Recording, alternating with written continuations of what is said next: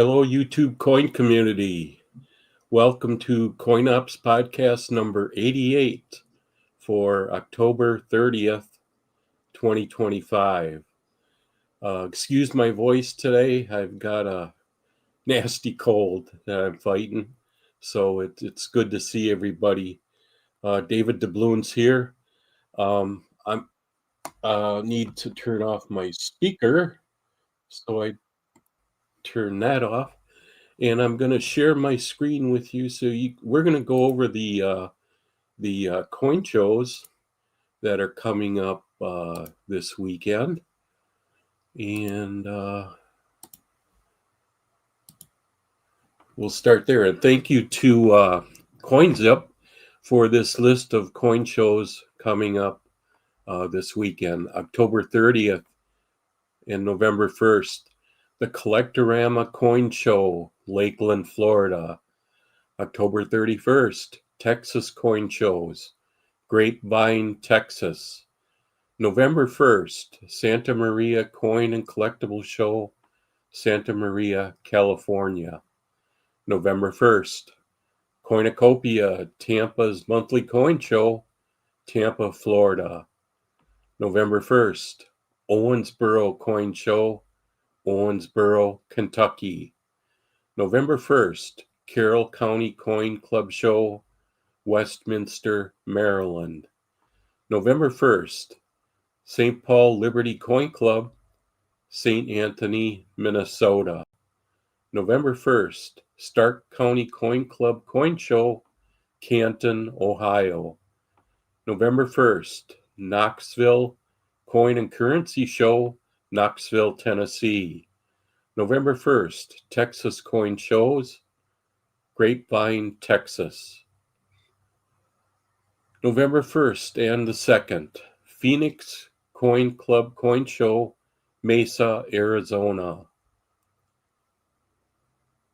November 1st and 2nd, RNA 51st Annual Coin Show, Rochester, New York. November 1st and 2nd, Hidalgo Coin and Collectible Show, Annual Fall Show, McAllen, Texas. November 1st and 2nd, Vienna Coin and Stamp Show, Vienna, Virginia. November 2nd, North County Monthly Coin Show, Anaheim, California.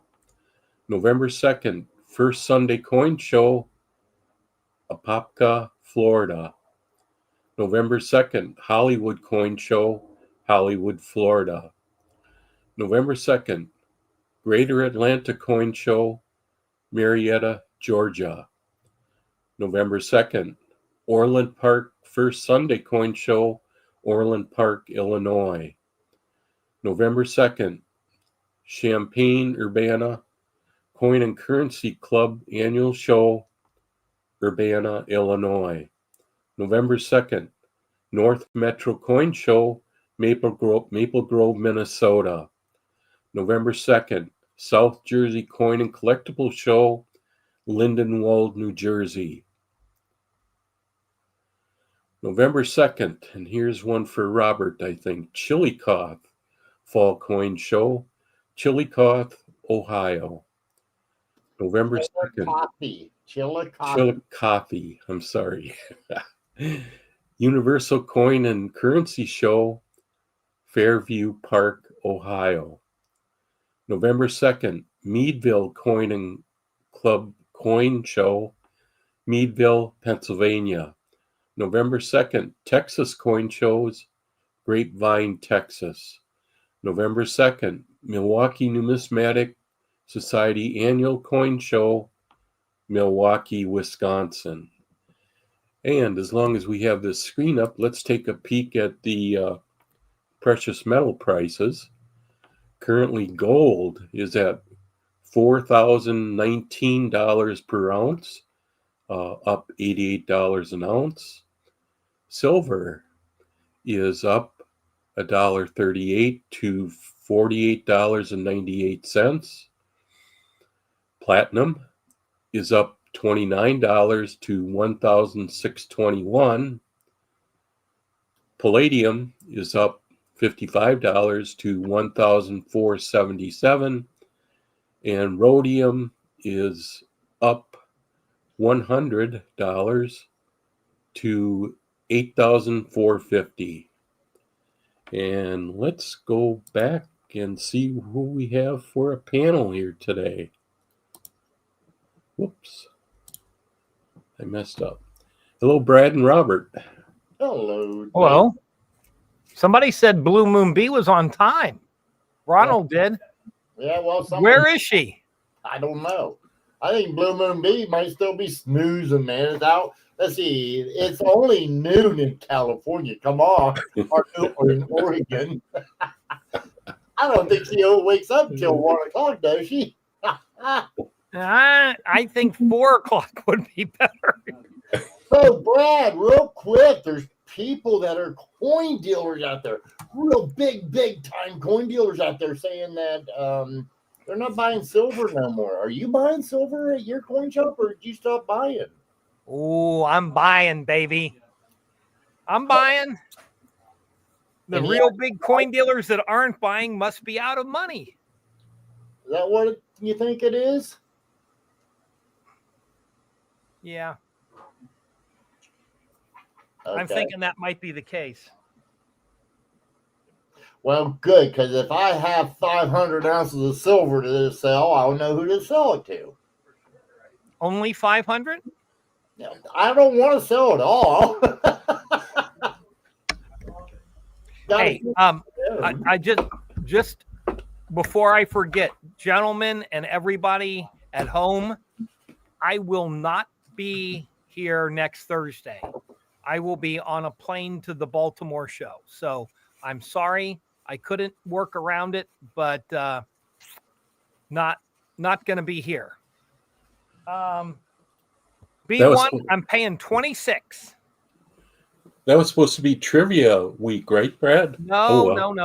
Next week is the first week. Trivia week is the third week. Okay. Yeah, I thought that was last week, Brad. That's why you had to leave early, and you said nothing downtown. I didn't leave that early. I only left a few minutes early. Hey. Well, I know, but I thought maybe you had to go get a flight. I didn't know. No, it's next Thursday. Okay. Thanks, Frank. So noted. Yes. Okay, so it's next week. Okay. Next week. And so I've been thinking about the next trivia challenge, and 9:49. It might be quicker to drive. We'll see. 9:49. I have to apologize, but I was late getting your prize out. I kind of put it in the corner of something and forgot it. So it just went out Tuesday morning. So it's on the way. So anyway, let's see. Where were we? Oh, the next trivia contest. It is the theme is going to be not divisible by 10 and not a cent. Oh, gotcha.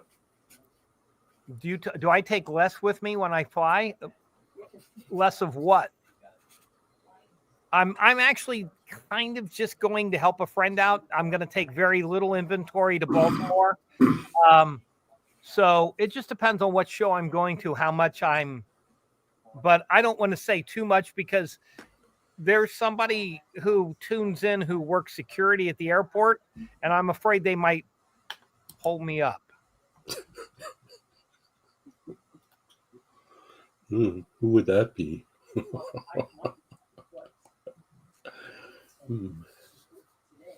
B1, that's a little 550, 10, 11. That's about right, I guess. Yeah, you should be good at that. Yeah, and your brother, farmer friend, should be happy with that number too. That's a fair number, Shaddy. Or B1. I'm sorry, B1. And you know what, Brad? Brian Hoop might be right because it ain't that far of a drive for us. Just saying. I already got my ticket. I'm going. Okay. I get to go to Detroit to go to Baltimore. Wow. Yeah. You know, it's about like my friend I took and I sent him a package. It went from here to Phoenix, Arizona, or no, from here to Denver, Colorado, from Denver, Colorado to Phoenix, Arizona, going to California. Now it went from Phoenix, Arizona, and is back in Denver, Colorado. Nice. It's lost in space. I told him, I said, you better get your ass down to your post office and request them to track You know, maybe you should get Lassie to track it down for you. Oh, man. Let's see. I wonder if I can share this. I wonder if you have any idea what I'm referring to. Yes, Me? I don't care. Yeah, Timmy and Lassie, you betcha. No, June Lockhart died the other day. Oh, really? Yeah, she was 100. A life well lived. Oh my gosh.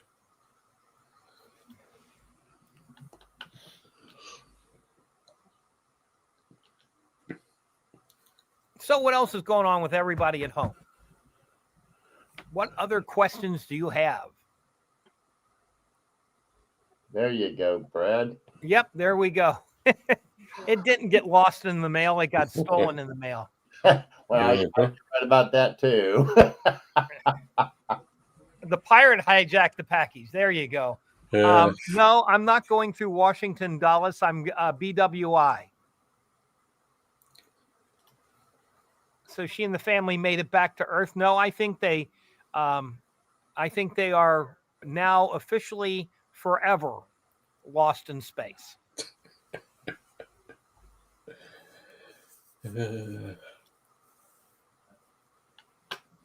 Okay. That was a great show.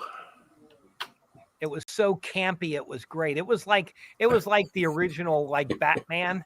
I mean, it was so bad it was good. You know what? All of the 50, 60, 70 shows had a family vibe to it. Not like today.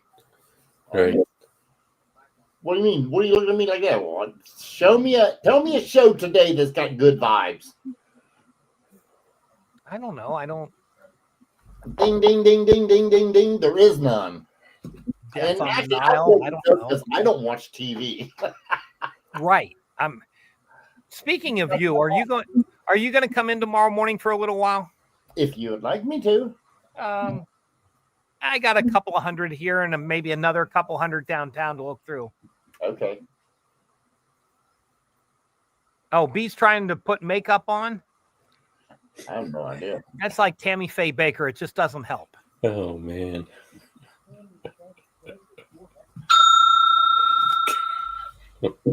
Hello, Aunt Shaddy, B1, Florina, Ronald Harris.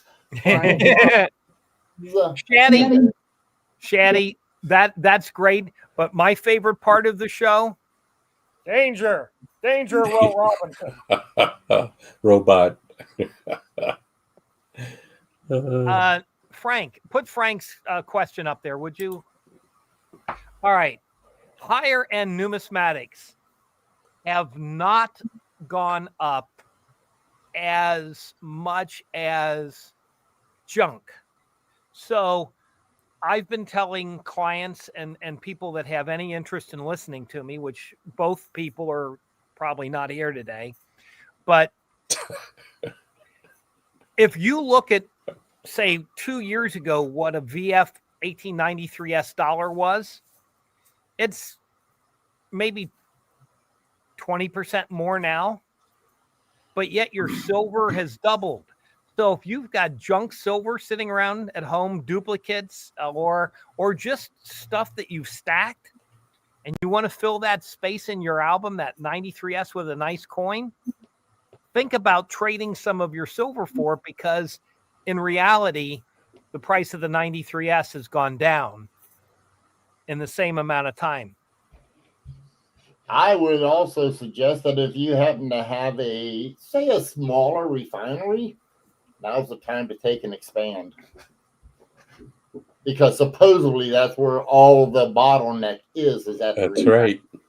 That's right. Yes, but once the bottleneck opens up, the new refinery will get buried by the the big guys. Well, only if they take it only. I mean, it all depends. See, listen, some of the modern technology today, they might be able to outprice the old refineries. Just well, saying. okay, you're right, but there's a really big startup cost, I bet, on doing a refinery. Well, see, and that's what I don't know. So I was just thinking. I mean, to me, I don't know because you might be right on all of that. I don't know what the expense is for a startup. I know there's a lot of money out there waiting to be spent on something. Now, is that going to be, well, I'm just saying, I mean, I seen multimillionaires out in Texas starting brand new meat packing, just different things for meat packing to start a new business, and they try it for a while. Shaddy says the new refinery opened in Texas. There I saw that. Yeah, so, okay.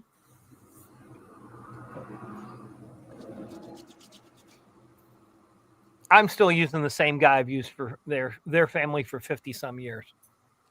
Well, hold it, Ant 2242.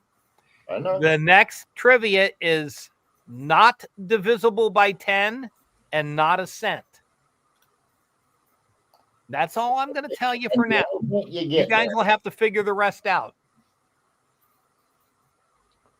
So, yeah, Brad, your refinery might be sufficient. And maybe, I don't know. How long's he been, you said? Well, I've been dealing with the same family for 50 some years. They were doing stuff for the company when I started as a part-timer in high school. So, okay. I'm just wondering, were they the guys that... Hey, Robert, look at Ant 2242. There we go. How good is a VAM 9880? The top 100, the top 50, hot 40? Is it anything like that, Ant? The AT Top 40 with Casey Kasem coming Saturday to a radio near you. Let me look and see. Maybe I can tell you, unless he gets to it. Top 100, Ant says. Let's see here. He says the doubled or VAM 9. Okay. Let me take and hold on.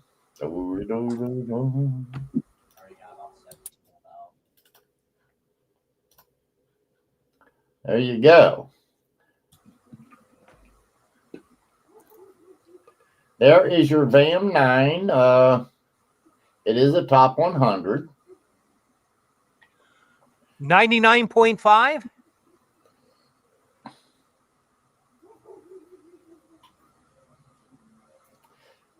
Nice. Down the denticles here also.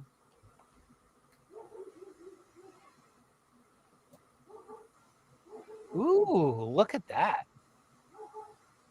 It's a dimple. There you go.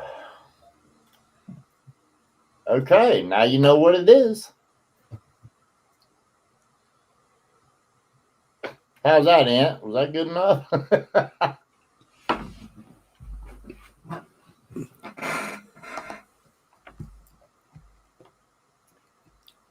Okay, let's see now.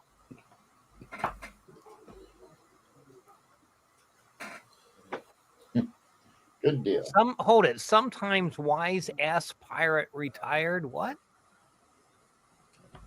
I didn't catch that. I don't know either. What the hell are you Sometimes wise ass pirate retired. I missed something. Oh, me? Oh, yeah. Yeah. You're new. Sometimes I'm wise. Sometimes I'm not. And I'm retired. And you can't tell. I had to do my taxes, get them caught up. The tax man. I was telling David, it's like, and I don't know, man, I'll tell you, I took and I did all my reports over on PayPal, and I did them from the computer I'm on right now. Well, I got another computer that I download everything on, and I keep all of it over there. And I went over there, and I went to PayPal, and I went to where the all of my reports are to upload them, and there was nothing there. It's like, you gotta be shitting me. I was telling David, it's like, I can't believe they did not send the reports from point A to point B. It's the same account. It's like, why? I don't get it.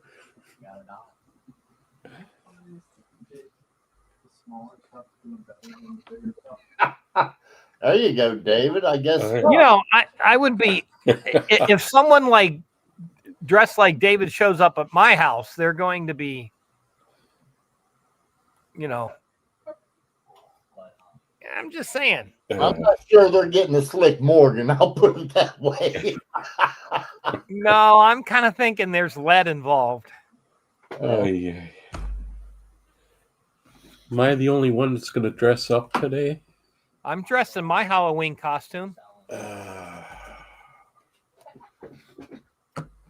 There, see? Robert's got his. It's a ghost of, The ghost of Halloween past. Yeah, sorry, David. Yeah, I did. Yeah. This is, by the way, this is solid gold, Frank. Yeah. Hey, Frank, next month you can get it from you're going to find, I don't know. Yes, direct from the shores of Lake Erie. You know what, Frank? So am I. And 2242, it's got to be R.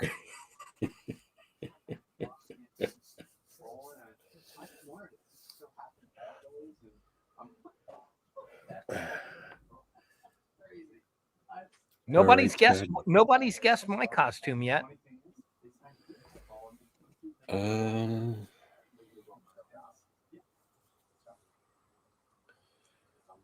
Oh yeah, I forgot about. I was thinking more of like a 60s go-go dancer in the cage. Well, that's close, Frank.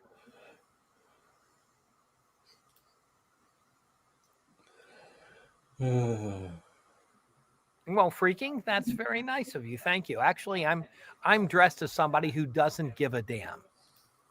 Okay.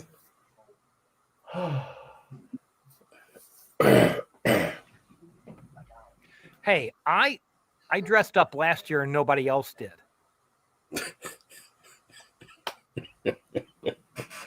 How did you know, Robert? Trying to break in lately? Ooh.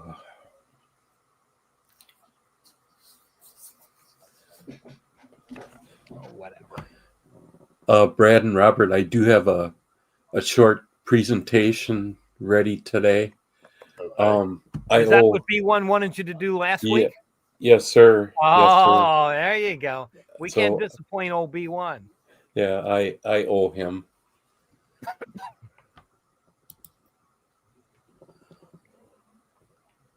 Yeah, and see, Brad? What? See what? Well, I just see a memory stick. Yeah, well, that memory stick's got all my reports on it for 2025. Oh. My tax reports. Hey, you know what goes really well with a memory stick? Really strong magnet. Computer. Oh, no. Next to my phone. Oh, no. I ain't worried about it. It'd take me all of a hot second to go back to my computer and put another memory stick in there, hit download, and it'd be zip right there. Ugh. It took, and I sat there 3 years, and I've only got, 15 megabytes of information, because it's all just... Because you don't have any valuable information. Is that it? Yeah. A lot of people put no photographs, all simple. It's just downloadable, all Excel spreadsheets. That's it. Everybody's eating candy except me. It's because you're getting too fat.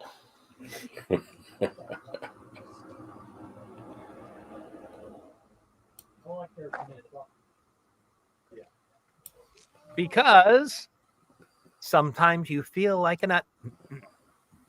I'm not an Amish Lloyd fan. So. I'll let that one just slide right by. Because you don't watch television. Oh, I know it. I remember. Hey, that thing's been on for like ever.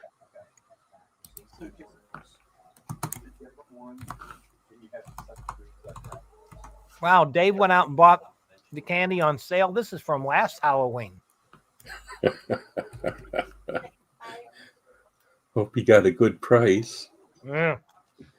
That's all I got. Nerds. Yeah. Well, Dave, you've got a sharp tooth in the back.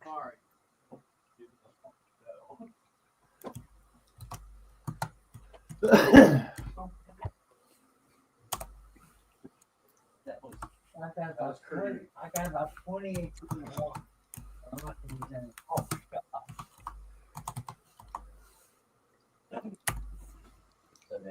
Ah. That's right, Chad Brooklyn.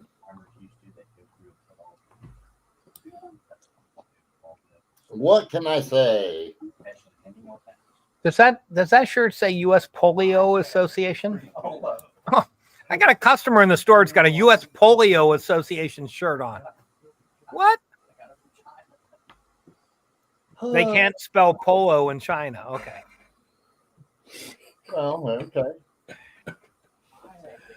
Now you go over to Asia, and it is fun to watch. It's like when you get the people that, like when they have the Super Bowl. Well, there's always going to be a losing team. Well, the team, they've taken all that outfits that they have made up. They make all the money that you buy. Sure. Team. Yep. All the losing teams go to Asia. I thought they went to Africa. Donated them there. They go to a lot of places. Whatever. Yeah, but they still have them. So I know I've been to a few Asian Ooh, countries. look at what I got for trick or treat. Oh yeah. Woo. That looks like a misprint. It looks like a counterfeit to me.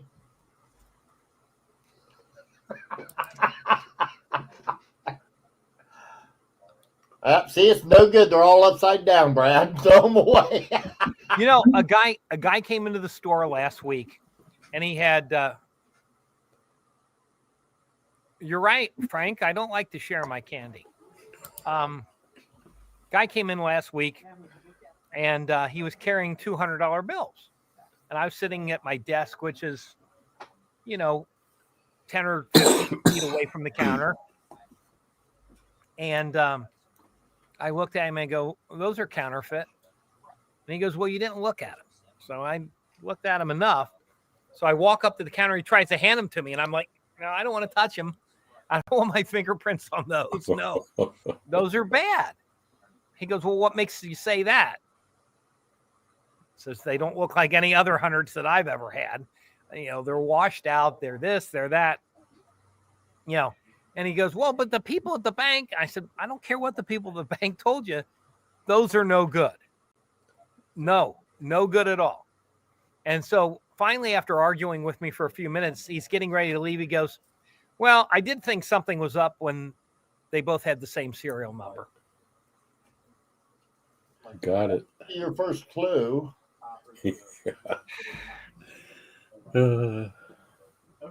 Yeah, Robert, the Dodgers are floundering. Yay! Oh, is this? Oh, okay. I guess it's the World Series. Yes. Yes, sir. Who's playing? Toronto is up 3-2. And they're going back to Toronto for the 6th and 7th games. Okay. Vlad Guerrero for MVP. Whoever that is. I think it's going to be Ohtani. Did you look at Vlad Guerrero's stats? Yeah. Ohtani's got the PR, but if you look at the stats, it depends on who wins. Now, if the Dodgers win the series, yes. If Toronto wins the series, it's a hard thing not to give it to Vlad with those kind of numbers. Okay, I'll give you that one. I even think if the Dodgers win the World Series and Ohtani isn't the person that wins both of the next games, I think Vlad could be the MVP from the losing team. Oh, maybe. So anyway, how much are Henning Ben Franklin's worth? What? There are no Henning Ben Franklins. Is that something new? Hennings are Jefferson Nichols. Come on, B1. Nah, he's always worried about steps on the Franklins and bell lines on the Jeffersons. Hey, I'm just telling you, I've noticed it. I don't worry about it. It's like, okay, if that makes you feel better, you Frank's go. talking about hoops. You can, hey, the NBA, you can buy your game. Just a matter of how much you want to bet.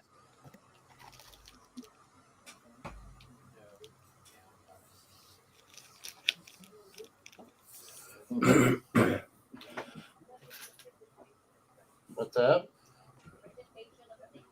Oh, it says right there, hon, if you read the Alexander Hamilton.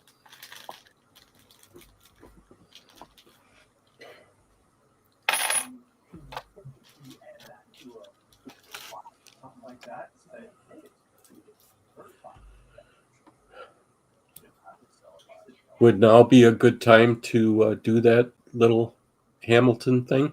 If you'd like. Sure. So I'll let's. How's that? Can you make it last an hour? No. Whoops. Oh boy. Now what did I do?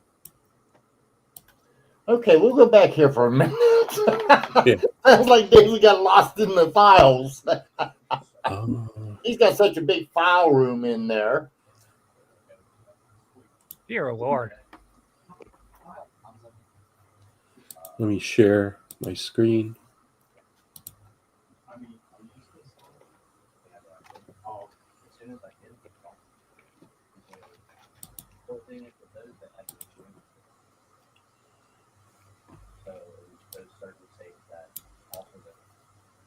Okay. This presentation is on Alexander Hamilton. Alexander Hamilton was born either on January 11th, 1755 or 1757.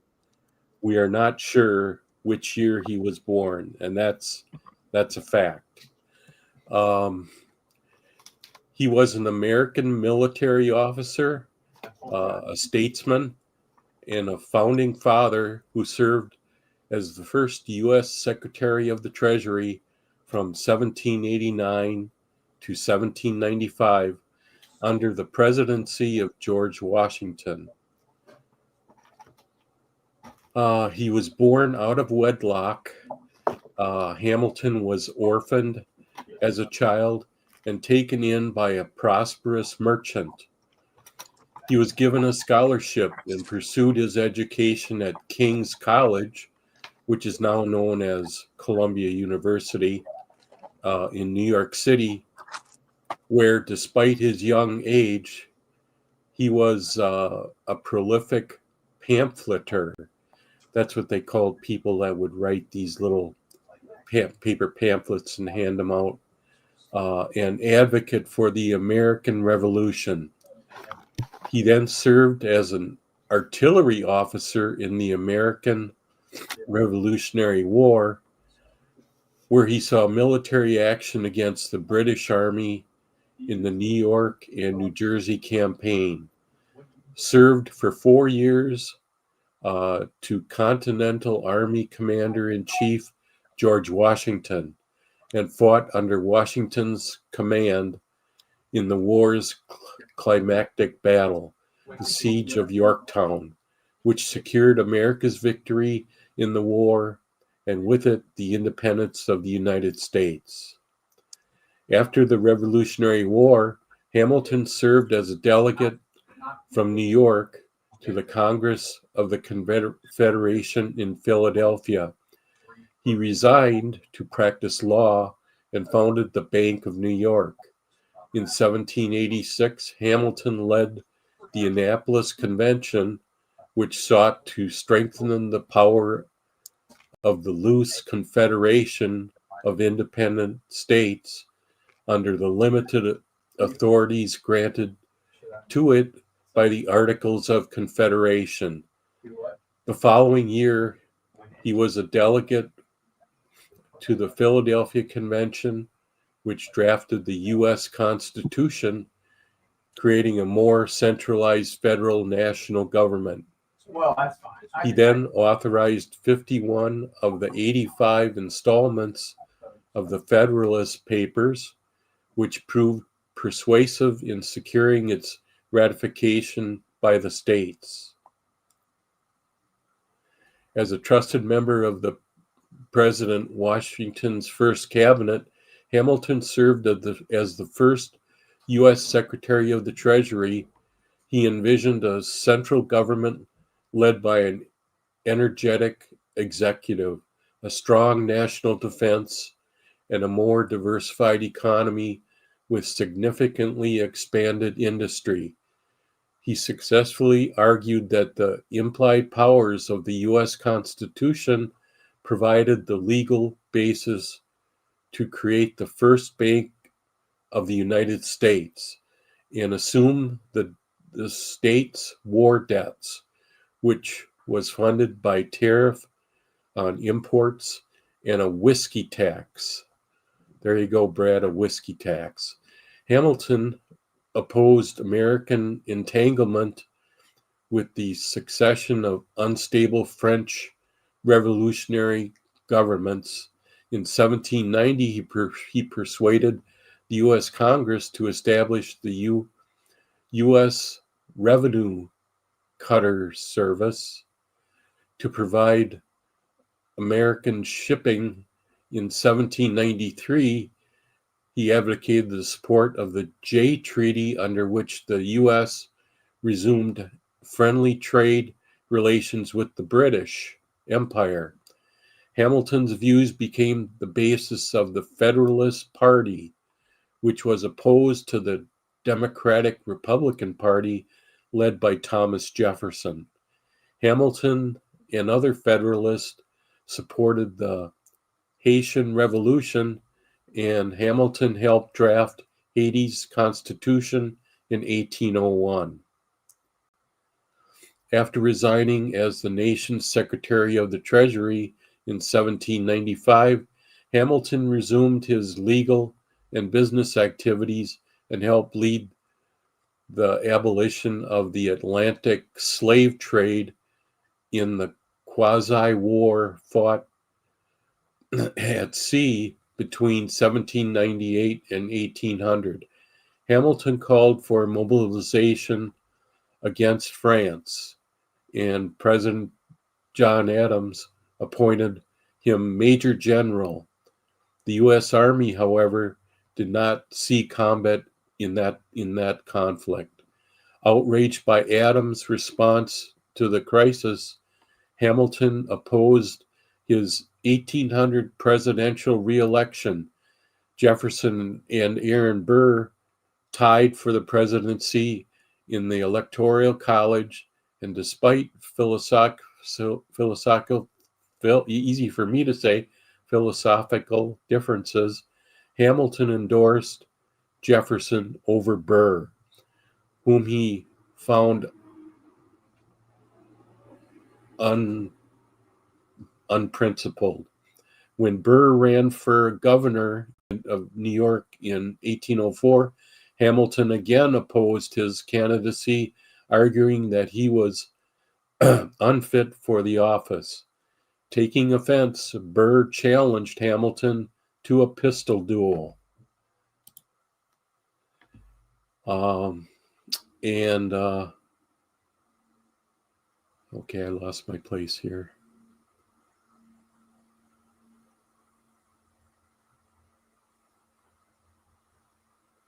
Taking offense to that, Burr challenged Hamilton to a pistol duel, which took place in Weehawken, New Jersey on July 11, 1804.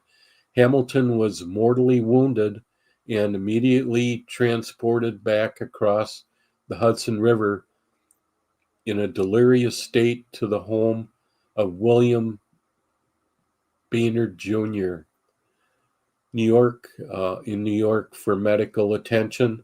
The following day, on July 12th, 1804, Hamilton succumbed to his wounds.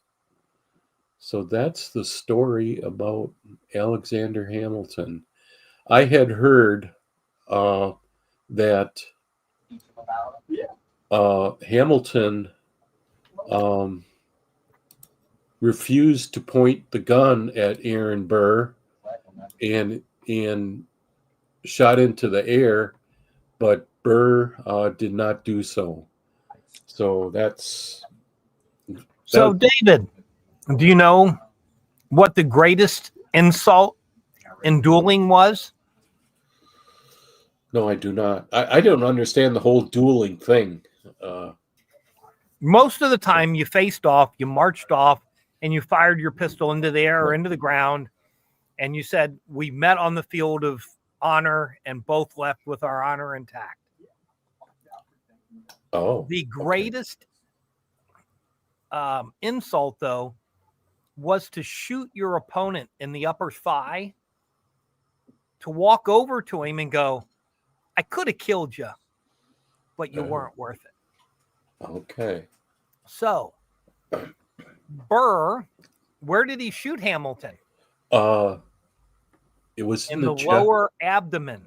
Oh, he did. Okay. Okay. So that's kind of close to the thigh. Kind of, I'm thinking he tried to give him a thigh shot and pulled it a little bit, because Burr's first words after the shot rang out was, oh my God, I've killed him. Because there was no coming back from a stomach wound in those days. Sure. Yeah. So I believe Burr was trying to insult Hamilton and blew it. Oh. And you left out all of the good stuff. When Hamilton was being blackmailed by the woman that he was sleeping with. Sorry, I was using Wikipedia, so there's juicy stuff too. You were using AS, artificial stupidity. No, Burr actually sold his coin collection and escaped to Europe. They were going to hang Burr for something else. Burr was attempting to annex the Western territories of the U.S., and he and General Wilkerson were going to rule the newly formed country. You left out all the good stuff. You did just the stuff that he did that was like, hey, we're really proud of this guy for doing this, and left out all of the other stuff. Oh man, I'm sorry. Next time you get to do one, Brad. How's that sound? I just did one. When? Right now.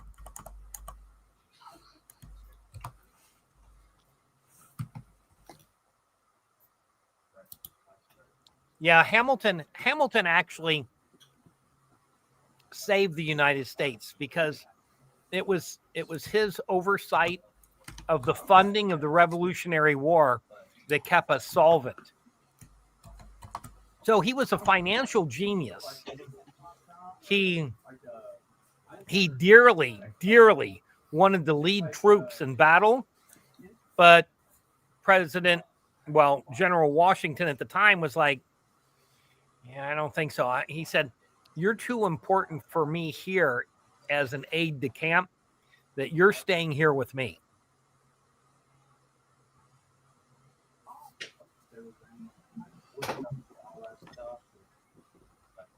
So, Brad, explain the duel thing to me. So you could shoot and kill somebody. Well, you weren't really trying, but Burr did. Doesn't he go to jail for that? Well, he ran away to Europe. Oh, okay. So he was in trouble. Yes, Okay. because dueling was illegal. Ah, okay. So one of our presidents was a famous duelist. Who was it? Yes, Phil, you're right. You don't. It just. I'm going to try to see if anybody here knows. I give up. He was also the first president to survive an assassination attempt.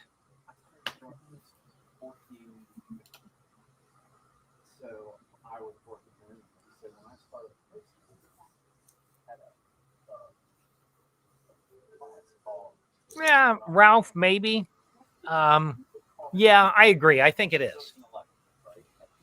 It might be, but Yes. tomorrow night, Ralph, I'll be doing. So, in fact, we're doing a sale, and it's going to all start at $1 each.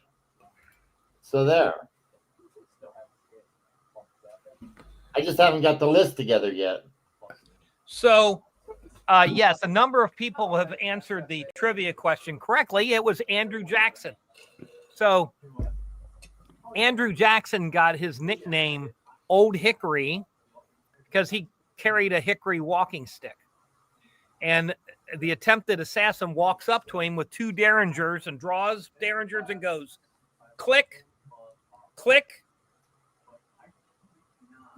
And Jackson proceeded to beat the snot out of him with the hickory stick. Yeah.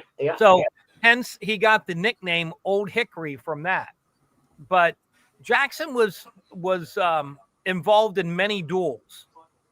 And one time someone insulted his wife, who looked a little bit like Rosie O'Donnell, chewed tobacco.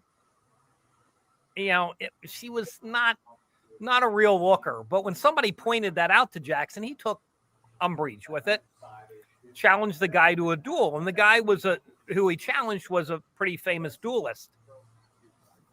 So Jackson puts on like layers of heavy leather vests, and he goes to the duel, and they march off, and they turn, and the other guy fires. And you know, at the time, the flintlocks, there's all this big smoke, and the guy, when the smoke clears, he's standing there and he's looking, and Jackson's standing there staring back at him. And the guy goes, I couldn't have missed, because he was a crack shot. I couldn't have missed. And it's like, so Jackson takes aim and the guy starts to waver. Well, during a duel, you had a second, and your second had a couple of different jobs. The first job of the second was to deliver the challenge to the person being challenged. And then both seconds tried to talk everybody out of dueling. And you guys, you really don't want to do this. So, but once they got to the field, the second's job was to make sure that you didn't leave your spot. So after the guy had shot and he looks and Jackson's standing there, he starts to waver. And his second says, sir, if you leave your spot, I will have to shoot you. And the guy stood there. Jackson took aim and killed him. Oh my gosh. But Jackson suffered later in life from lead poisoning because he had a number of mini balls in his body that were made out of lead that leached into his system over time. A couple of them from duels and a couple from, being, the guy he was, fighting all the time. And, he had a great hatred for the British because as a young man, a British officer bumped him on the head with a saber and left a large gash. So.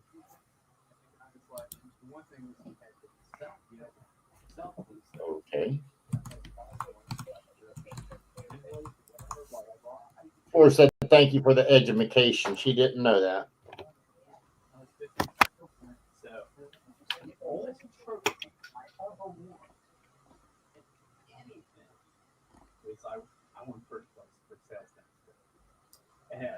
And afterwards, the guy that was doing one of the three people that was.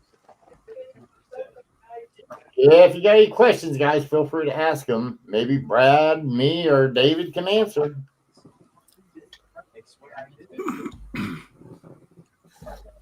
So, David, which ships have you sent to the bottom Coin related. in your career? The Atosha. How's that? That's a good start.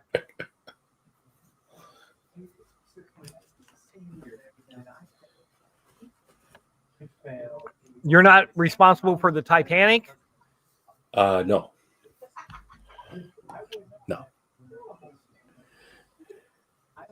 I don't know if Abe was placed in the pit to fight. I do know that Abe often participated in wrestling matches, so that might be what you're referring to.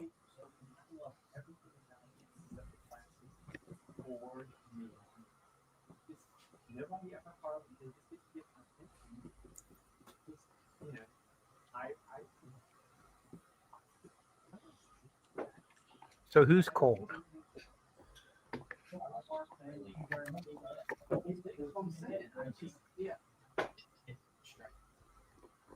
Like I said. So what does everybody else think about my idea of trading some of your bulk silver or bulk gold for something cool?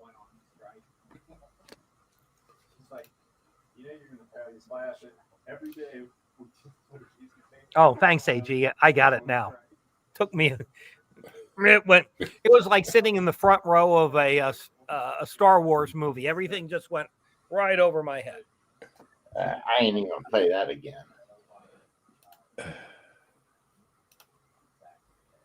So, Robert, are you just trying to prove that you have sense?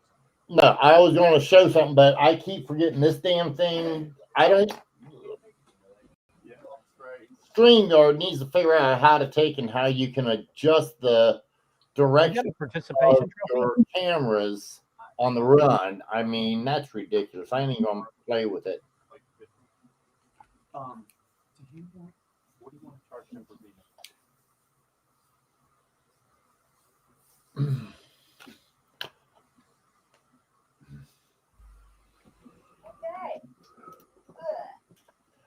Okay, is right. Man, we ain't got nothing to bitch about or to talk about. Wow, I agree.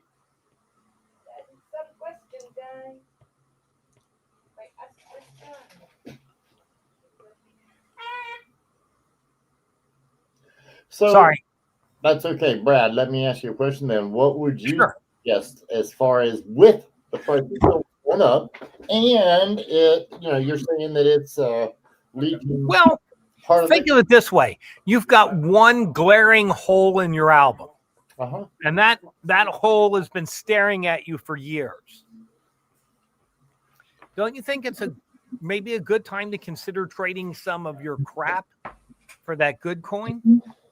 So if you want a really nice $20 high relief, it's 10 ounces of gold. It used to be 15, so it's cheaper now in relationship.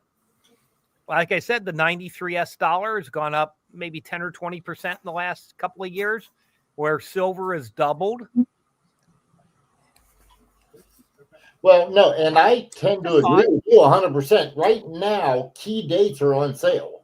Right, exactly. Yes, I totally agree. No, I just wanted you to get it out there, and maybe you could explain a little better than I can. But as far as I'm concerned, yeah, what I'm looking at is any hole that I do have that is open and available. I mean, if you bought a lot of silver now this is if you're a hobbyist and you truly like to. I mean, I know there's stackers. That's all they do is stack. Fine. Stack, keep buying. You're good. You just got a nice reprieve to where gold and silver are both on sale right now. So go at it. However, if you're a genuine hobbyist, now's the time to get maybe the 21 Mercury dimes or 21s Walking Liberty halves. And I mean, et cetera, et cetera, et cetera. Even take, you can get that '09 SVDB and sell some of the silver that's just at an all-time high. Right. Let's look.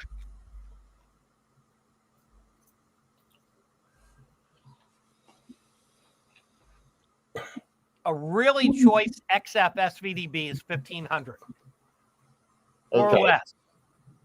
And it's been that forever. It was that when silver was $20 an ounce. And that's about 30 ounces of silver, just being approximate. I'm not telling everybody to go get rid of their silver.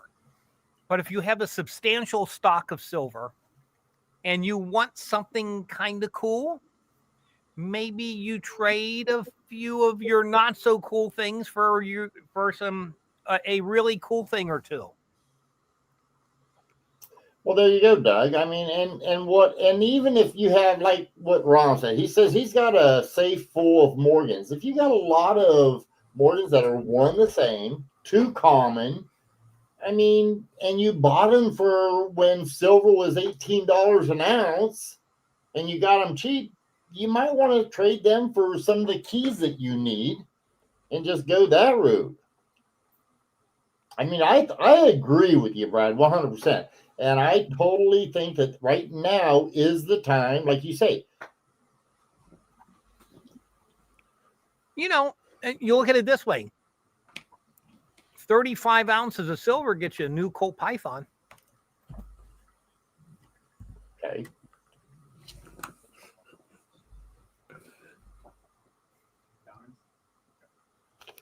Just, it's all relative. I thought the other day, what was my car worth in silver when I bought it? And what's my car worth in silver today?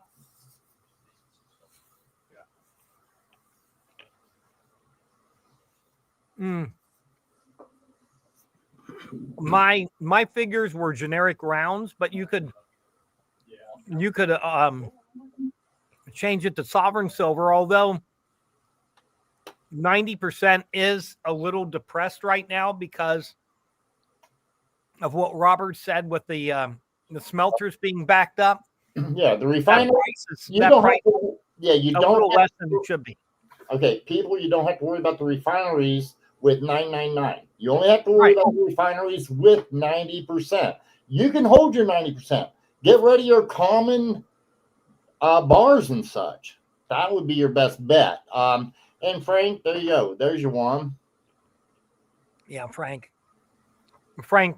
making fun of my car.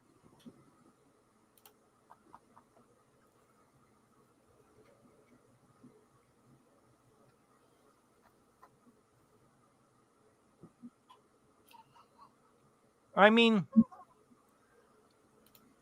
there's any number of things that you can do, but in the end, you have to do what pleases you.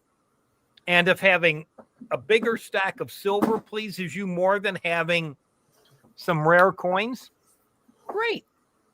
There's nothing wrong with that. I like to do a little of both. I have a stack of silver. I have a stack of gold. I also have boxes of rare coins that I love. So it's just a relative thing. A lot of the rare coins are virtually the same as what they were when silver was $20 an ounce. So what I'm saying is if you would have traded silver for your rare coin 2 years ago, you might have needed 50 ounces. Today, to get that same coin, you probably need 25, maybe 30. So, and you know what, Brad? That's what I've said a lot of times. My collection is not just stacking. It's not just collectible. I mean, I've got it broke down to probably 3 or 4 different piles, if you want to call it that way. Some are collectible, some are. Put Doug up there at 359. Yeah, that was the one. Yeah, go ahead, David. I'll let it go. We got to make a decision, Dave. Which one of us is going to hit the button? So a few days ago, I just decided the GSA CC dollars look cheap. I bought 50 of them to put in the safe. Oh, a key ain't worth much. Yeah, thanks, B1. But it does get me downtown to visit the hookers. I'm coin dealers.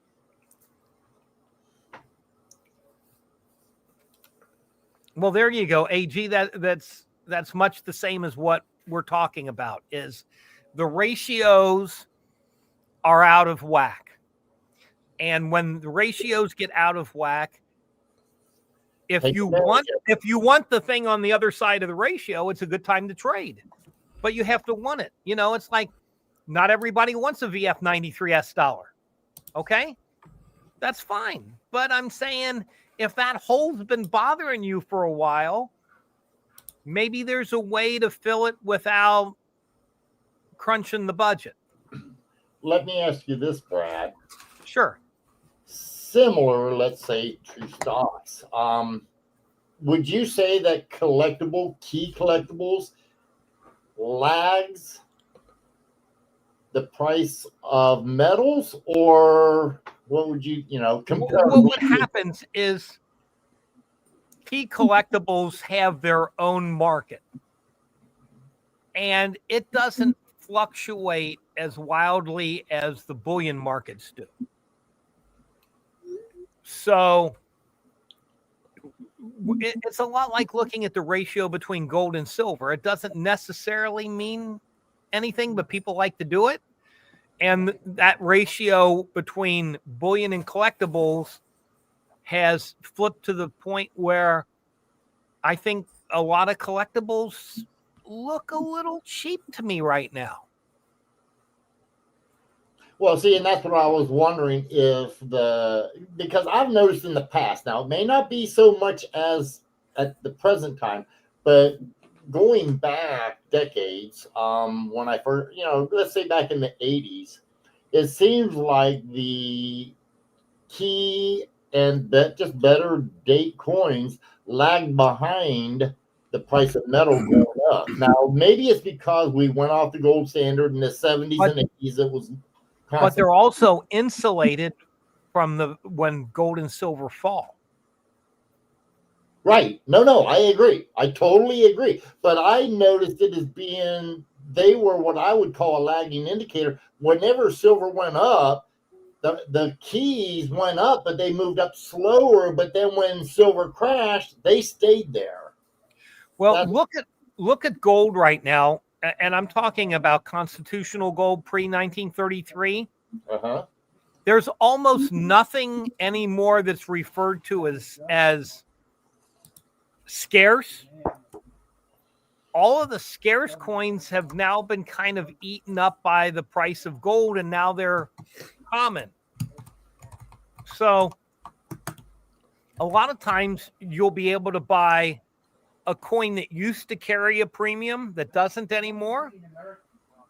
That's one thing that happens, but the true top of the line rarities have done really well.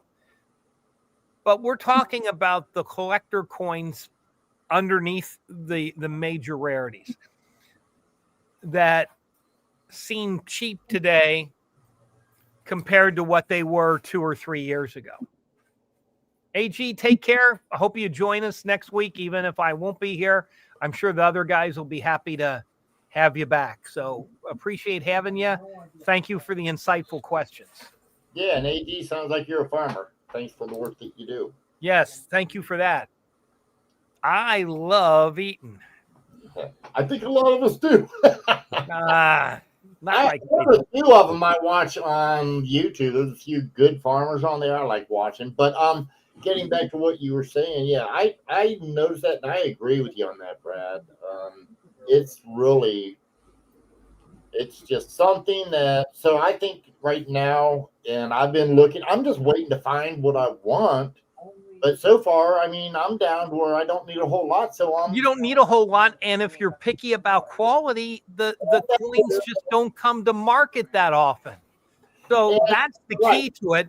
Finding that coin you want having it come to market right now when you're rich in trade material, Right. that can be the problem. And it is. And I was going to say, yeah, because right now, I mean, there's still a couple I'm waiting for that if they come up, I'm ready to go. I don't care. And what will you do? Well, you'll trade off an ounce or two of gold if you have to, because you got plenty of gold and you want that other thing, and you may not want to let go of cash, but you can let go of something you have a lot of profit in. Right. And that's what I'm looking at right now. Because it's all absolute. What you just said is absolutely true. And I just wanted people out there. You know what I think is an absolute steal in the marketplace? I'm sorry? Do you know what I think is an absolute steal in the marketplace? Right now? Right now. Okay, I have no clue. Proof type coins from the 1800s. They haven't moved. Barber dimes, quarters, and halves, Liberty seated, the common ones, but you can buy really nice like MS64s or Proof 64s. They haven't changed in price at all in the last few years. Well, I think you're right. And I think we go back up to what Robert Pentoff was saying that he's picking up, which is good. I was looking at those because I remember the last time. I remember going down to Brad's years ago and him having a whole bunch of Proof 3-cent nickels. And you had them for they were under $100. And I thought, man, those are cheap, but I never acted on it. I really didn't. And so, yeah, you're right. But even today, okay. Just a second. Just a second. Okay. Well, it's starting to come back around, folks. I'm seeing it come back around. The proofs, what he's talking about, I tell a lot of people, there's always a cycle. I buy when it's usually down. And right now, those proof types that he's talking about, it's down. It's depressed, in my opinion. So, excuse me a second. You guys have to take care of this. Okay. Hey, Brad. Yes. I heard from B. She's having technical difficulties. So B is a technical difficulty. Oh my. Okay. So we were talking about proof type. So 3-cent nickels. Proof 64s are the common ones are bid at $340. So that means if you want a nice one, you might have to pay $400. $400 for a beautiful proof 3-cent nickel, shield nickel proofs. Proof 64s are bid just under $500. So if you hand pick really nice ones, $440 for the common dates, you can pick really nice ones for $5 or $550. V nickels, you can buy any Proof 65 V nickel for under $500. A nice coin, except for two dates, the 85 and the 86. You could put together a whole set without breaking the bank.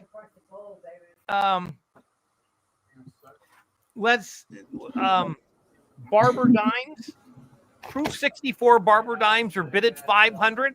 So you could pick nice ones, I'm sure, at $600.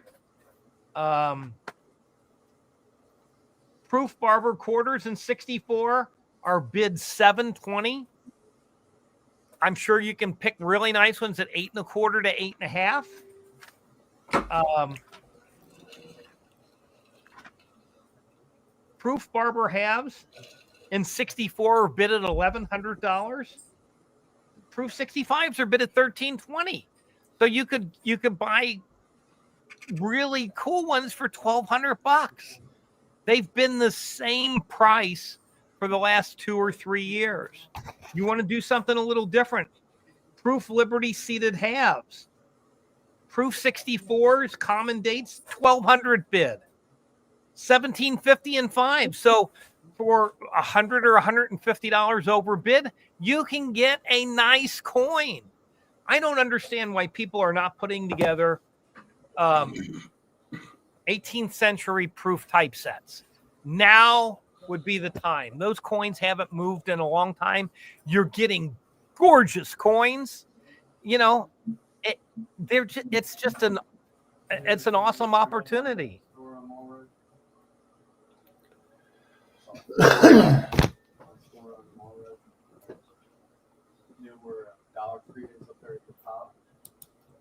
Yeah, proof seated halves are awesome, Frank. If you're going to buy proof seated Liberty halves, buying an under MS60 or proof 64 condition, you got to really be careful because most of them have hairlines, and that's kind of ugliness. So staying in the proof 64 or better, look at them very carefully under direct light and make sure they don't have any hairy hairlines, big ones or patches of them. You want to buy a nice coin. So pay 10 or 20% over the bid price and buy a nice coin rather than getting one at bid that has a number of hairlines.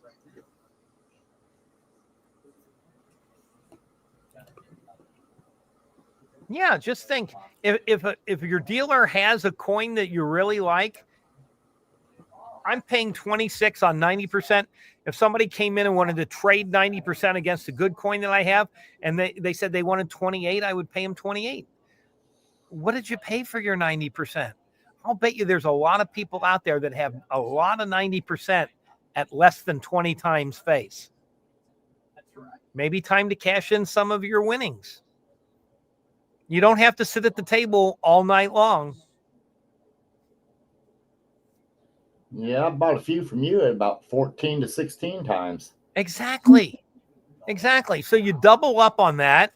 You take a little money out, but you still have a cool coin for your set. I've done it a few times in my life where I've gone, wow, that's really a rare coin. I haven't seen one of those in forever that I liked. What can I get rid of to pay for it? Last year, I sold off some gallery mint reproduction gold coins.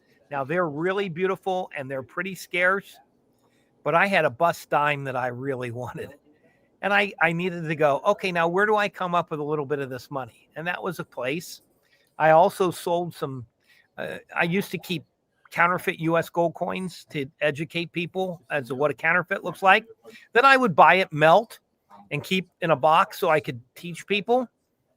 Well, I wanted something last year. I sold off some of the counterfeits, melted them down, but moved my my money into something cool.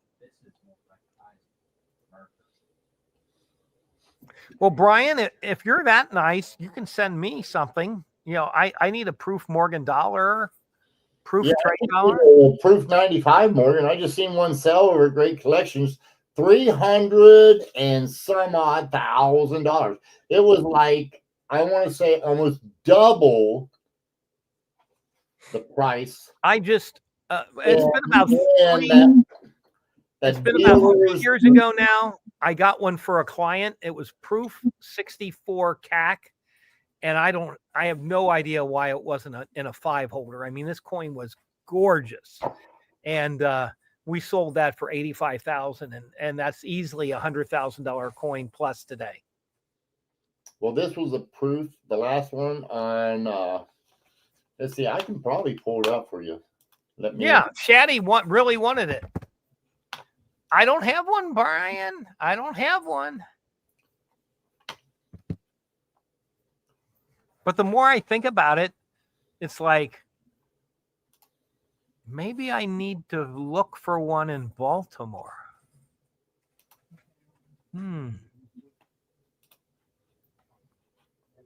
Well, proof 67 plus deep cam CAC. I mean, that's one of the finest in existence. Okay, there's your numbers. $335,812.50 with buyer's fees. I just wanted to show. I mean, it just sold, so I thought, what the heck? Yeah, no, that's great. I'm going to walk away for just a second.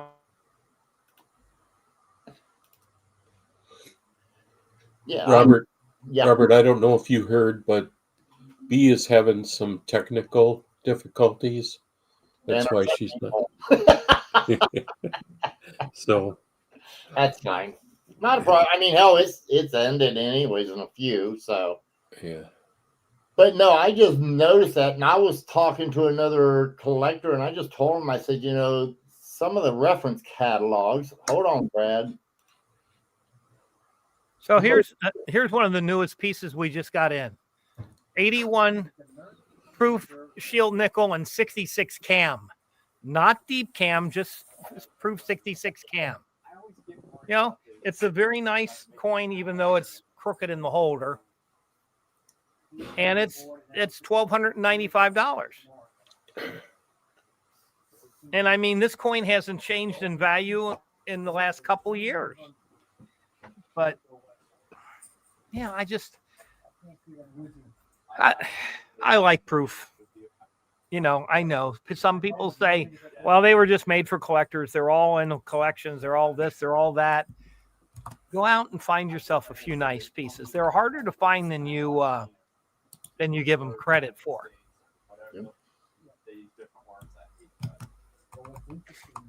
Especially nice coin. I mean, you can always find coins, but finding one that you really want to bring home is different. Lower during prices by 5, 2,000, 16,000, 4,200%. Well, don't you have a couple of trickles downtown? Well, you did. I don't know if you do now. I don't think so. I think they're gone. Okay. I would say a couple weeks ago you had them, but yeah, it's been a couple. I don't remember. I'd have to look, but I'm not 100% sure. Okay.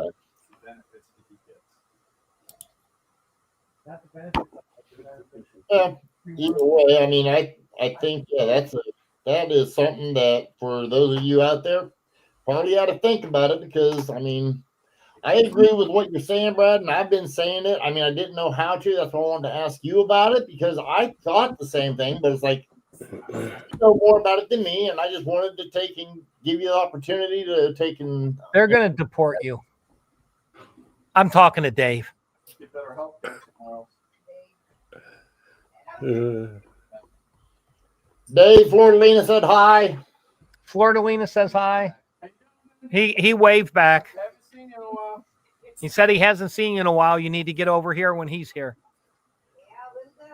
We got some lumpia we can bring over for trade bait. Some roadkill? What? Lumpia. Oh. We'll bring you over some fresh lumpia, Dave. Guaranteed better than you'll ever get anywhere else. That way there, whenever I take and make an offer on Brad's Gold, you might take and slip and let some go.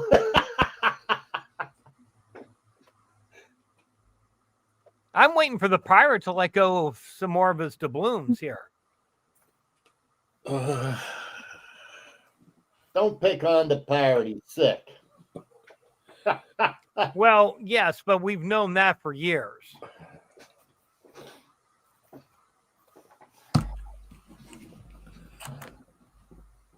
Sorry, Dave. I tried. That's okay. Thank you. Are you still sick, David? Yeah, I've got a cold. Sorry. Yeah, no, that's all right. Just the change of the seasons.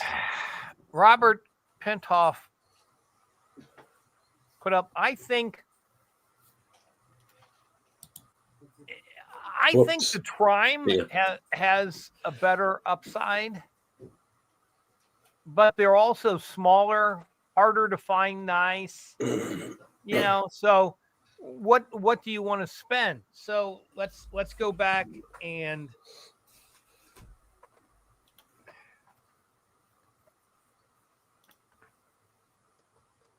so 3-cent silver proofs in proof 64, you're going to spend probably $1,200 and up.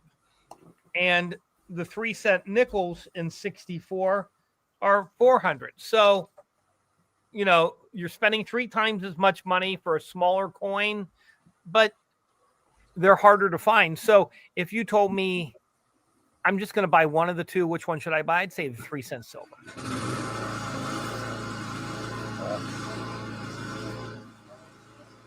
Oh, that. Sorry. Yeah. But it was mowing grass. Had my window open. Oh, I thought somebody was trying to get you to walk the plank. Oh, yeah. Did you bring your own plank? I got my own sword today. So, Your saber. so Yeah, he says, go ahead, Brad. Bring it on, baby. Frank, You know, that looks lighter than air, but you know what I really like about that? It's the fact that, again, somebody is bringing a knife to a gunfight.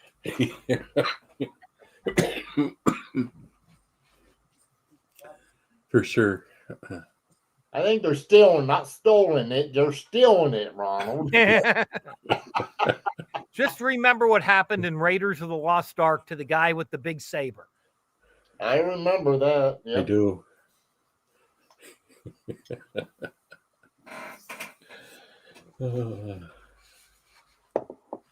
By the way, everybody, and I think, I don't know, just so that Brad knows, I don't know if he's here, but B is having some technical difficulties. So, Yeah.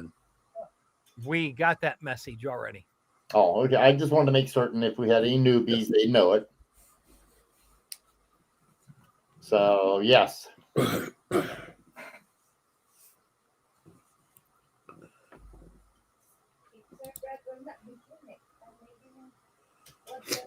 Robert, can I share my screen? Go for it. You can, but are you, we will give Okay. you permission. This is something I'm sure Brad, I know he doesn't like this, but Oh, go for it. Yeah.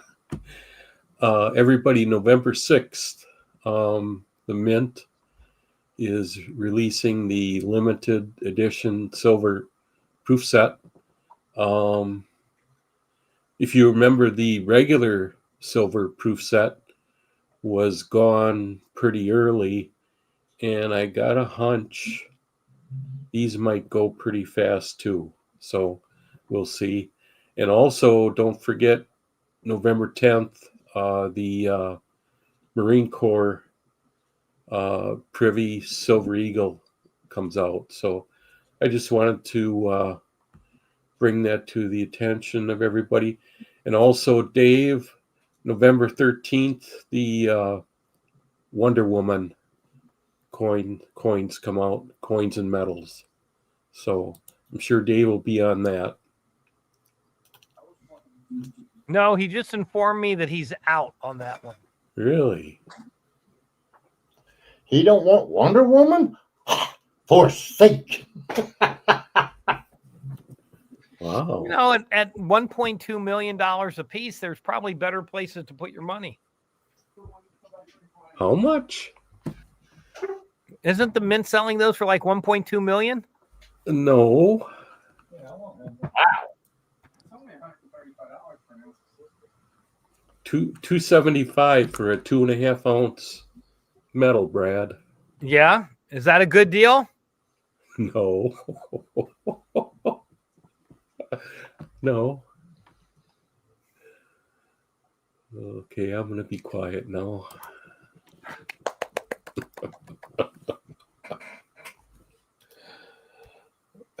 I agree with John Jacobs.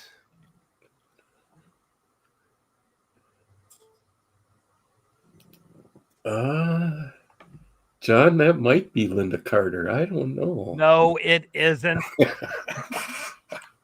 It looks like Beyonce Carter. I don't know.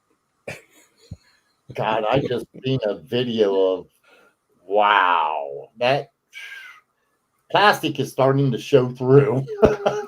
Just saying. I'm going to leave it at that.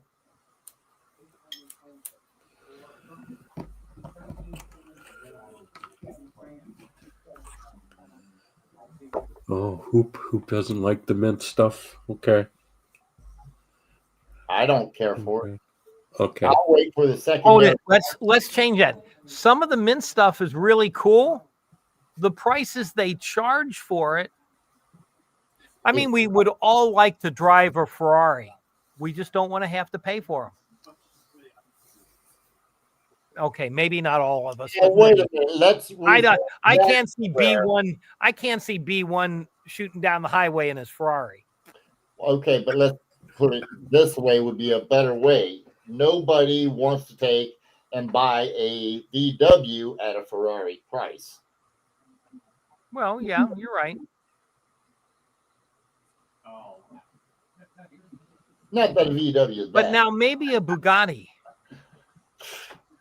At a Bugatti price, that's still too expensive.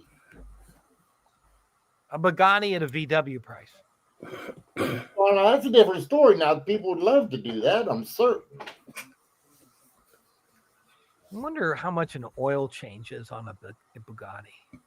I'm going to get 5,000? $7K. Well, I'm going to guess 7. All right. I don't know. Well, I'd seen that not too long ago. It was on. Okay, so I knew a guy who owned a Ferrari, and we were talking, and I said, "Look, I got to ask you a question. What's an oil change?" He says, "Well, an oil change is about $1,500 plus." Yeah. Well, we have to. The guys in the Ferrari club, we get together and rent a car carrier to pick up our cars and take them to Atlanta to get the oil changed. So it's about $1,500 plus the rental, and it takes about 45 or 50 days to get your car back. Oh my gosh. Well, I'm seeing, just as a FYI, guys, which is sort of kind of funny. I was just watching a different YouTube channel, and they're doing these. They do reactional videos, okay? And all these influencers that was once hip and all that made a lot of money real quick. Well, it's just like with coin collecting. Yeah, they make all this money, and nobody knows how to, one, budget, two, pay taxes. They don't realize what's coming down the pike. So they get, this big check, 6 digits, boom, let's go spend it. They forget they got off. So I still have coins that I bought when I was 13 and 14. Me too. Same here. What's your point? You ain't special there, Cupcake. I'm really special. Okay, I'll give you that. No, but it was, the point was, is it's savings. I mean, I have most of my friends, things they got when they were teenagers are long gone. They don't have any of them. Really? Well, you're right. I took in back. What do you normally get when you're a teenager? Star Wars? Well, they probably still have those. But, toys? No, they're gone. Pizza? That's gone. Car? That's gone. In almost all cases. So. But see, that's just it. When I bought a car when I was growing up in my teenage years, but that taught me responsibility. So I understand what you're saying. There's, So what happened? Did you forget it all? I went through the stage when I got my paycheck, me and my sisters, because they loved helping me take and spend it. And we would go out and buy toys and candy and yada, yada, yada. Well, after a while, I took, and it just gradually, and once I got the car, I was like, yeah, no, that's mine. No, I kept my car, and hey, from there, I'll tell you what, I had a lot of fun with all my vehicles. And one thing, I think I've only owned in my entire life 3 new vehicles. Maybe 2. Maybe only 2. Everyone else, I always bought used, or my company bought them. I wouldn't buy them.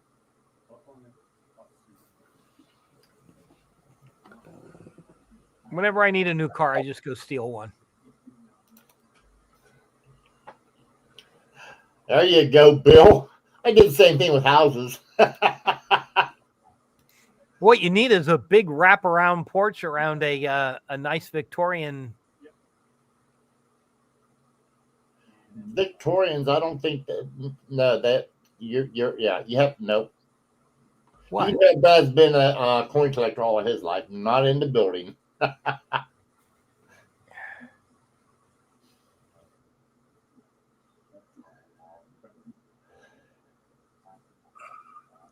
Oh, so Bill doesn't hasn't had a car in years. So you live in a city that actually has public transportation, then, or do you just take a Uber everywhere?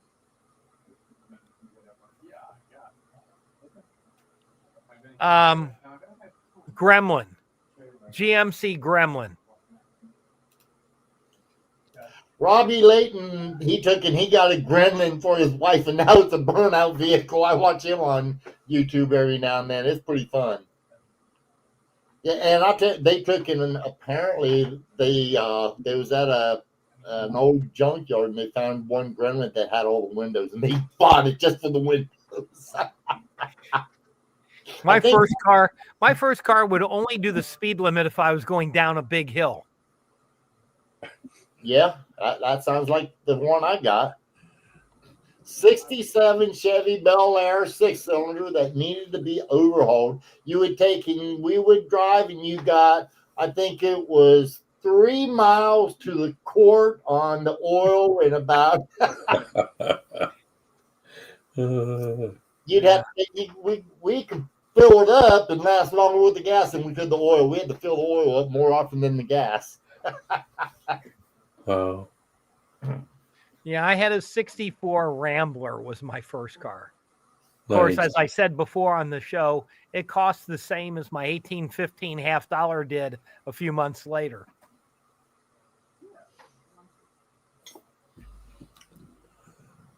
Still got the $50. The car's probably in somebody's like kitchen table or something now. Wow, Brian. Wow. Yeah, man, Hoop. Cool. Shaddy, I took and used the 73 Plymouth Satellite 440 to put in a 340 Duster. Just saying. Back in the day. You had a Duster? Cool. I actually have had 3 in my life so far.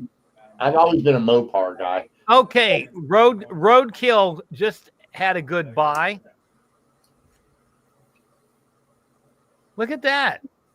What's going on? That's just what we were saying. The price of gold has eclipsed the price of the collectible coin.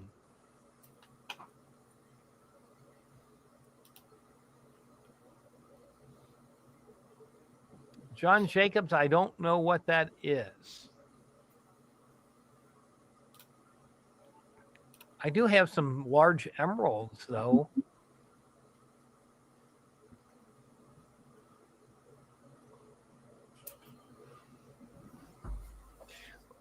You had lots of Pintos in Vegas.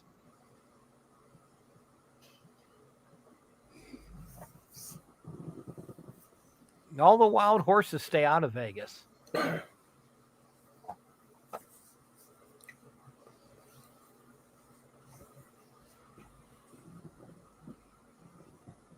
No, okay.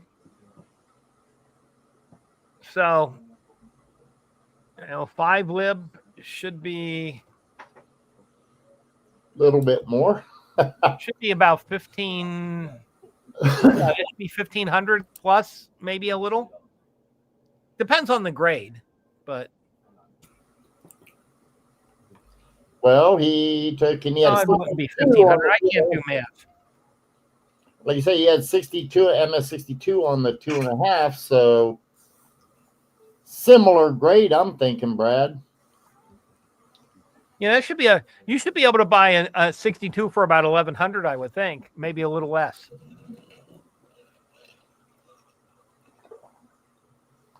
There you go, Shaddy.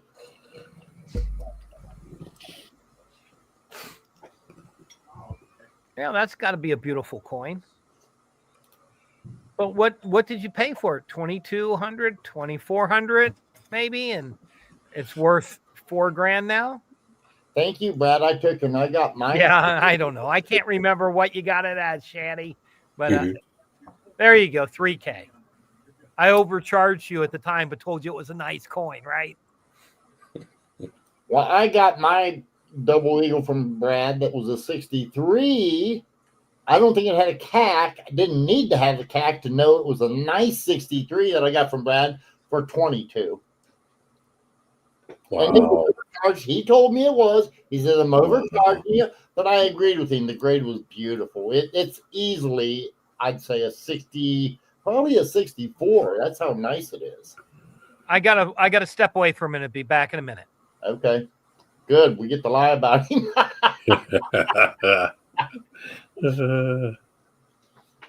Brad usually takes Shaddy. If Brad says it's a nice coin, he really knows his stuff. When I bought my double eagle from him, actually, what he doesn't know is I got a double eagle in a doily from PCGS, which is a rare label for them, and he wants to buy it back. I don't think he realizes that he sold it to me in the initial, before he knew about doilies. Wow.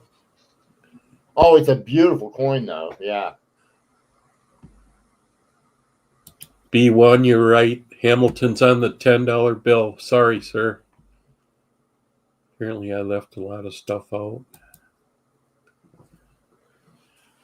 That's okay. Take your time next time and just try a little bit more. It's fun to do. I know when I did it, I need to go through and I probably ought to do a presentation on the Buffalo nickel. What really made me good or made me feel good, I should say, is when I did that on the Mercury dimes. I took and I taught Brad something on that show.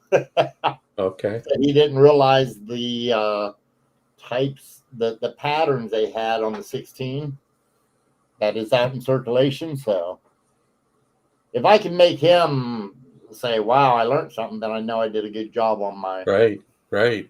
What did I learn? About the patterns on the 16 Mercury dime when I did that presentation. Oh yeah, you had a lot of great information there I didn't know. Well, see, that's what I was just telling David. I said, I know if I taught you something, I did a good job on my presentation. You have made me raise my bar. It's like limbo. How low can you go? Yeah. Hello, Wendy. How you doing? Good to see you. Lisa, by the way, good to see you, Lisa. And Bill 457, good to see you. Let's see, Robert, what was the gray sheet on a 2021 W Type 2 Silver Eagle? I don't know, Bill. I stopped my subscription right now because that price guide has gotten a little, and myself, a little not so accurate. Brad, can you tell what the here, I'm sorry. What are we talking about? that right there? What is the gray sheet on the 2021 W Type 2 Silver Eagle? The proof? What condition?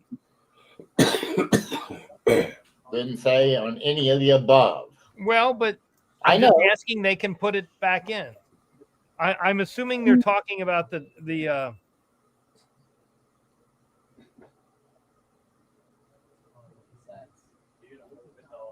okay, the 2021 W Type 1 proof is $50. It's that hasn't kept up.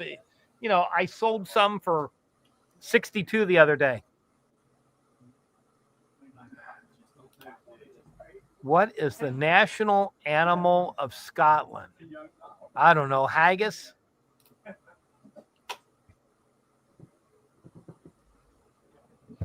National animal of Scotland. I know the symbol is a thistle. All right, John, give us the answer.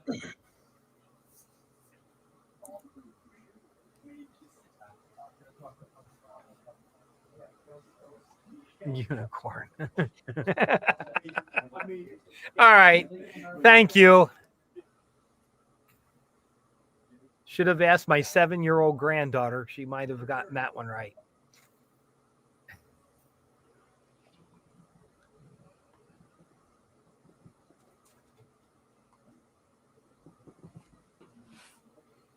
All right. So what else is everybody buying out there? Are you just stacking gold and silver? Are you just sitting back and looking at your stack? Are you buying any real coins? What's going on?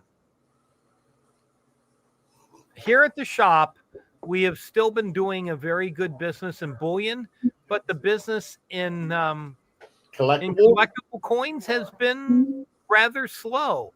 Now, there's a few people that have been in buying, but I just went to a show at Green Hills, as you know. I'm going to Chillicothe, and I'll see you, Daniel Malone, hopefully, and a few other new dealers, but at the Chillicothe show. However, what I was about to say, Brad, is you know what? I've been going to these coin shows and your places, and there's nothing new. It's what you just said. Everybody's a bullion dealer. Nobody's doing the hobby right now, it seems like.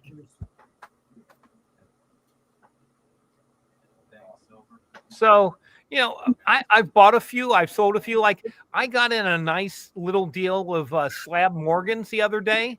So I have a stock of MS 64 and 65 common date Morgans. I've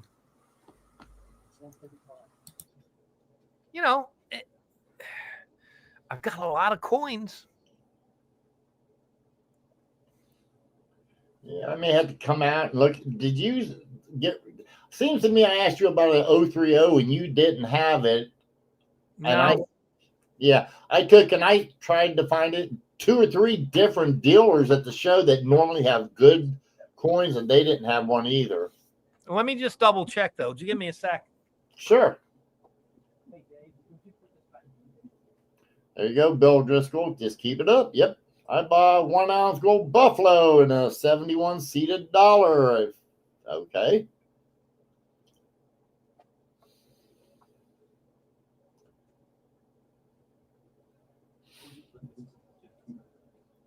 Nickel and penny to put the set together. Man, I wish I'd known that, Bill. I could have gotten the entire set of 55, and I didn't because I haven't had nobody asking me for any. There was somebody who had 2 55 proof sets. Yeah, no 030. Sorry, Robert. That's okay. I understand. I'm going to Baltimore next week. You want me to bring you one back if I can find one? What's your budget? 15,000? I'm not Brad. This is Robert, not Brad. You're Brad.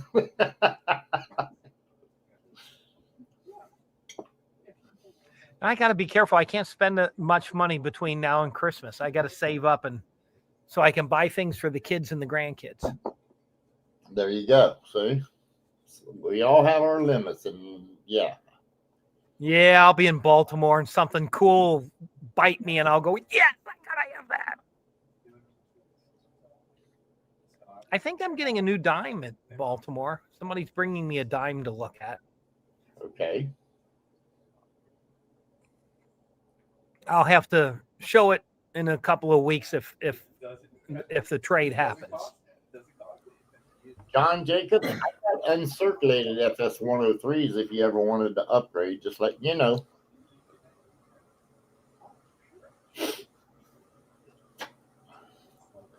Bill 457 says seated dime. What seated dime?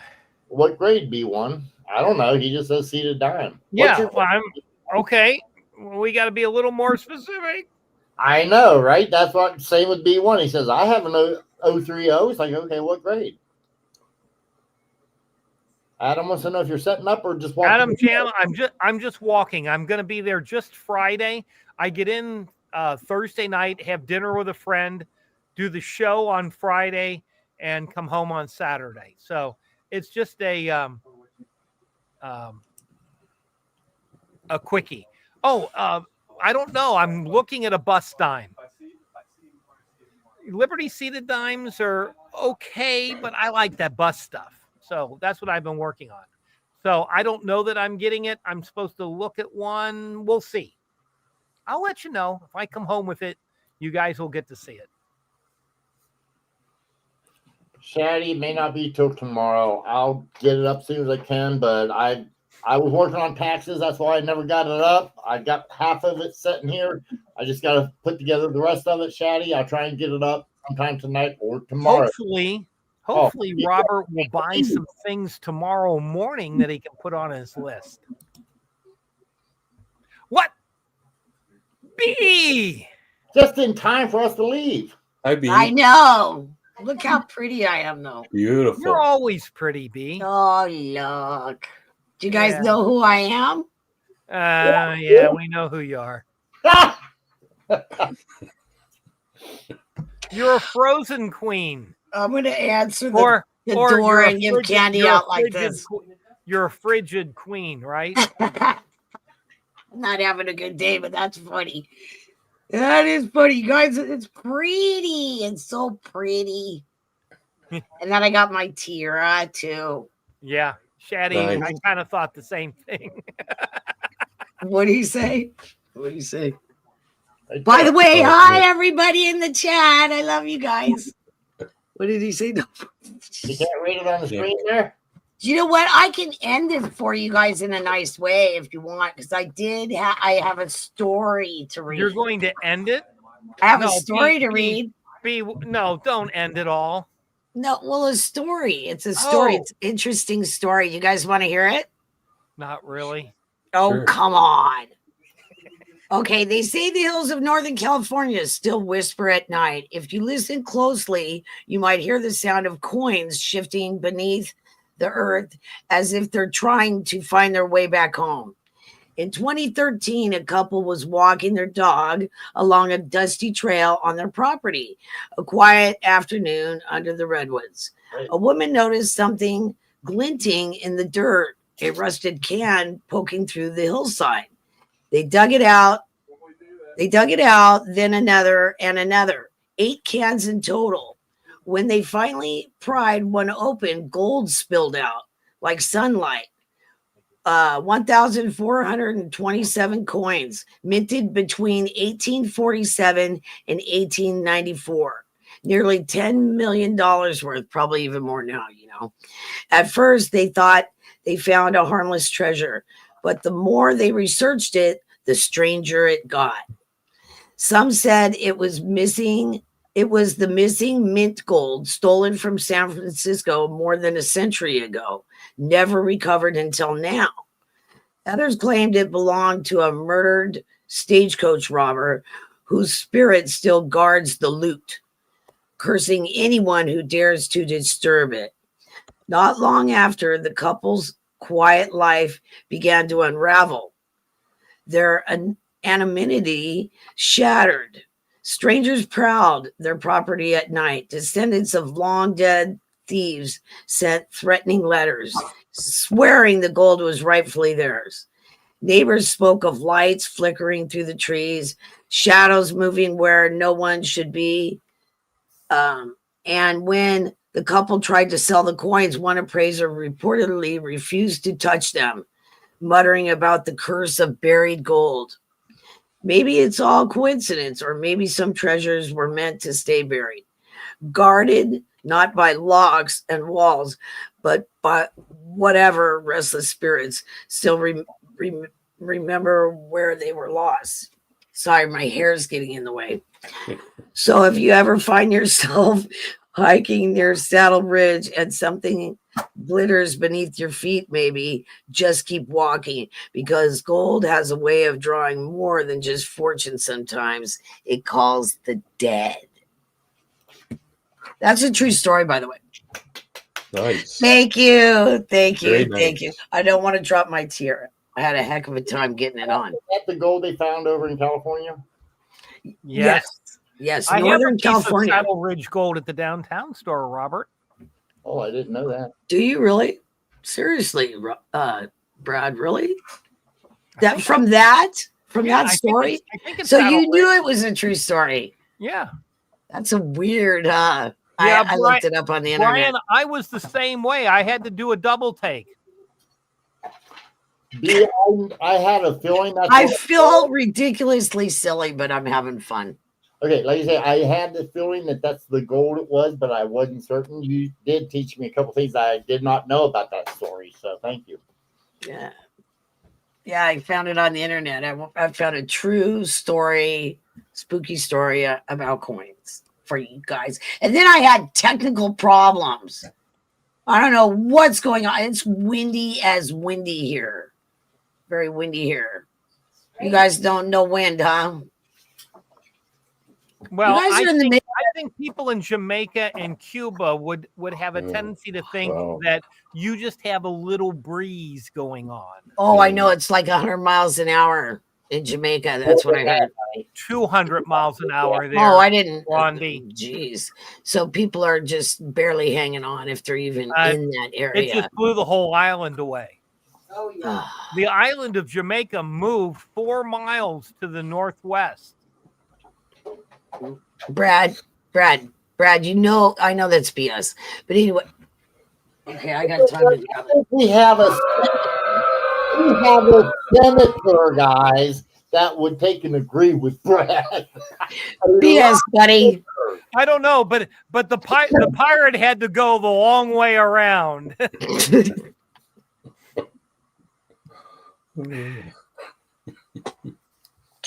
I don't know. David, you just David, you look spectacular. You look wonderful. Oh, thank you. I wish I felt better, but What, you got a cold? we wish you looked better too. That's the grandbaby. Brad. You know, those children will get you sick every time, man. They used to get me sick all the time, kids. Yeah, it's wonderful. What is this? OC Hi, OC. Long time no see. B1. Mr. Pintoff. How do you like I am so glad you could get here, B. You have really look at this hair. It's just my day. I would love to have hair like this. I mean, I've never had it, so I don't know what it's like. You're working it pretty good, girl. I have bad hair. You guys know that, man. It's really bad. And I don't know how to put a wig on either. What's new? Neither does David. Okay, Brad. Yeah. Brad. Yeah. I need you to talk about that island one more time. Talk about what? The island. What are you guys laughing about? Who's that? Who is that man? I'm missing something here. Robert, Yeah, who is it? That's Hank Johnson, guys. He's a senator in the United States of America that told an admiral, which I think that admiral had to get an extra star. I'll say it live, because he sat there and told this admiral that because they were adding a base alongside of Guam, he had fears that the island was going to tip over and capsize and fall into the ocean. He needs to stay in physics class. Physics. I promise, when I heard that, One of my best subjects. Right there. Gotta be joking. He's still a senator, guys. Well, but the other senator is talking about the Jewish lasers in space too. So we got to be careful. There's a lot of crazies out there. I would like to, you know what? Sadly speaking, you're right. I want to know who in the hell, who is voting them in.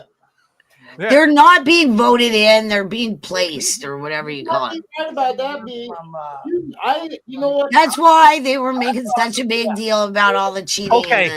People, we can always say, though, that no matter how dumb you are, you're smarter than Tommy Tuberville.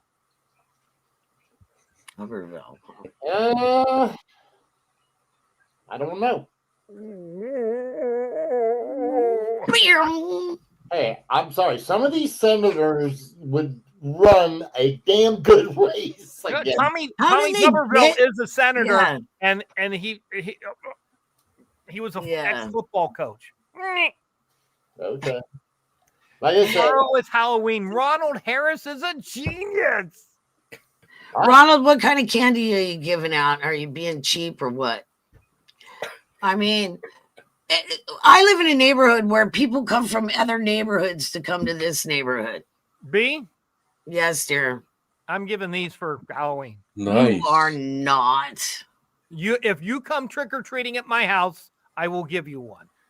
Yeah, but that's not going to Wow. happen. I know where you live, Brad. I'll take me and 4 each get one. No, you'll have to split one. Homer. Let's see.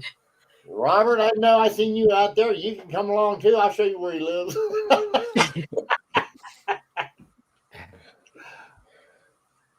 Oh my! Brad, I'll You take know what we say?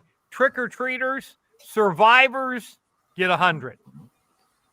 I had neighbors when I was growing up that would like go trick or treat, and then they'd make us do like a somersault or a cartwheel or something so we could get candy. And then there was this guy that used to hide in the tree in the neighborhood, like in his front yard, and then pelt you with candy. When you came up, he'd like bean That's you, so you cool. know, like bean you with candy, you know, and stuff. I couldn't wait to go to his house every year. What are you talking So about? one Halloween, the kids put me in the driveway in a chair and stuffed my shirt with straw. So, and I had gloves on, and I was holding a bowl of candy in my lap with a little sign that said, "We couldn't be home. Take one." And I sat there very still with this hat pulled down over my head, and some kid had come up and take more than one, and I go, "What?" And then scare the living would go, pee-pee out of him. One Yes, mother yes. got so pissed off at me for scaring her children. I'm like, this is Halloween. You know what goes on Halloween? Especially when there's good weather. I mean, Exactly. yeah. Let's have a little good time here. Yeah, you let's know? have some fun, you know. And there's kids that like steal each other's candy bags and all that nonsense. It's when I was little, we used to do neighborhoods. Like we do a whole neighborhood. Is giving out Henning's Neighborhood. nickels. Came Let's home with go. a pillowcase full of candy to last all year. You know, unfortunately, in my neighborhood, the pillowcases were used for something else. Yes. Okay. Well, you can like use your pillowcase candy bag to smash somebody that has a paper candy bag. You know, there was all kinds of We used to criminal scare activity guys going on. when I was a kid. I'm so glad that we lived in the country.